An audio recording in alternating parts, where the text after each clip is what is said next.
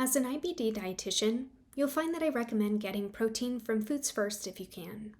But when your protein needs may be so much higher, like say more than 100 grams per day, it can feel hard to meet protein needs from food alone.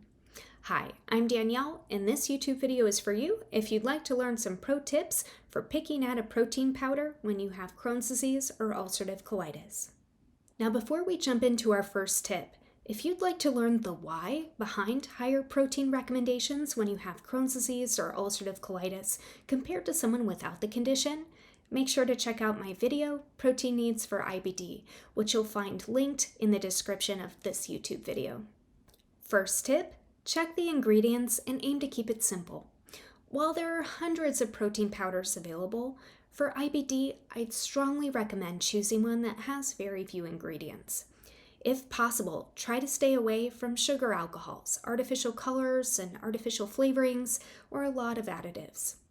Some examples of artificial sweeteners to watch out for that are really common in protein powders to lower sugar and carb content are sucralose, asulfame potassium, also listed sometimes as asulfame K, and sorbitol. Also, keep a lookout for stimulants like caffeine, taurine, and guarana. Now let's take a step back and think about what are protein powders. Protein powders are concentrated sources of protein from animal or plant foods such as dairy, eggs, rice, or peas. There are numerous types of protein powders out there made from a wide variety of sources. So second tip in this video, think about the type of protein itself. There's no simple answer as to what the best protein powder is, especially with IBD. Different people with Crohn's disease and ulcerative colitis are going to do better with one type than another. And it may take some trial and error on your part to find the protein that makes you feel best. This is a good example where using a Symptom food journal can be a tool to help you in this endeavor.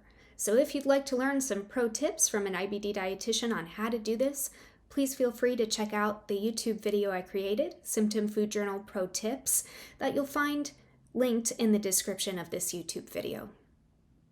But for this YouTube video, let's go through 5 types of protein powder varieties, starting with whey. Whey is the liquid part of milk and is a protein-rich byproduct of cheese making. It's a complete protein that's quickly digested. Typically, you'll find the following types of whey in your protein powder: whey concentrate, whey isolate, and whey hydrolysate. Whey isolate and whey hydrolysate are the easiest to digest and contain less lactose, so they may still work for some people who have lactose intolerance. Goat whey may be another alternative, as goat milk contains less lactose than cow's milk and may be a little bit easier to digest.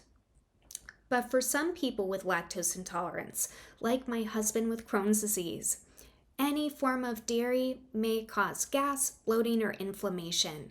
So if that's the case, they'll need to choose alternate options.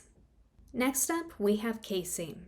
Casein, like whey, is also derived from milk and the byproduct of cheese making. It's the curd that's left when the liquid whey is removed, and what gives milk its white color. Casein is also a complete protein, but digests slower, meaning that it can help someone stay fuller for longer. Egg white protein powder comes from dehydrated and ground egg whites. Egg whites are a complete protein and high in leucine, an amino acid that's critical for muscle repair. Unless you have an allergy or intolerance, egg whites are easily digested. There are several brands out there that offer egg white protein powder with few or no additives. One pro tip though is that egg white powder may work best adding to cold foods or beverages, as one time I tried putting egg white powder into a warm drink and the egg powder turned into a cooked egg mixture. It was not very appetizing in a warm beverage, so just something to keep in mind. Soy protein isolate comes from soybeans that are dried and defatted. In terms of protein, it is a source of complete protein, but compared to a source like whey, it contains a lower quantity of essential amino acids per gram, which means that you may need to consume more soy protein than whey, for example, to have the same effect. Pea protein is made from dried ground yellow peas. Something to note is that peas are low in methionine, one of the 9 essential amino acids.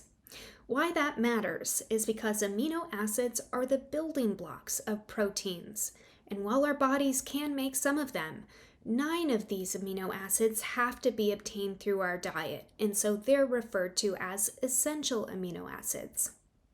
But even though pea protein is low in methionine, that essential amino acid, if you're consuming a variety of other protein sources in your diet, or perhaps using some kind of a pea and grain protein blend, like say a pea protein and a rice protein powder, this shouldn't be an issue.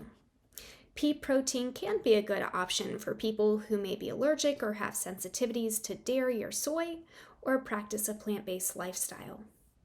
Let's talk about the amount of protein.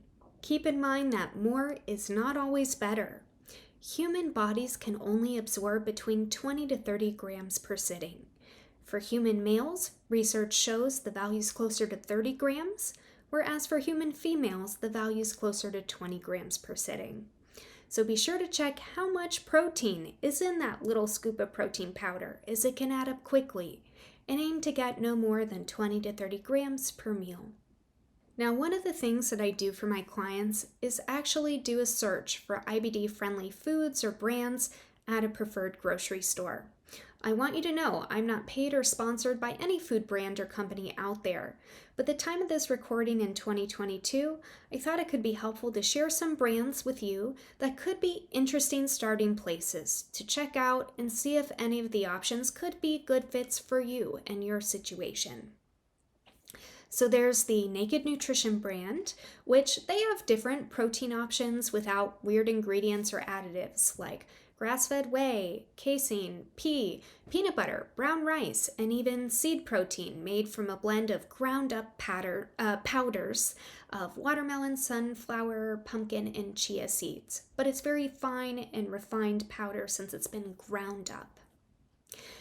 Then there's a brand like Bob's Red Mill. They have options like soy and hemp proteins. And the Now brand has options like soy protein isolate and egg white protein. So those 3 brands could be interesting just as starting places to see what's available and what may be a good fit for you. Did you find this YouTube video helpful? If so, please let us know by liking it and subscribing to this YouTube channel. Thanks!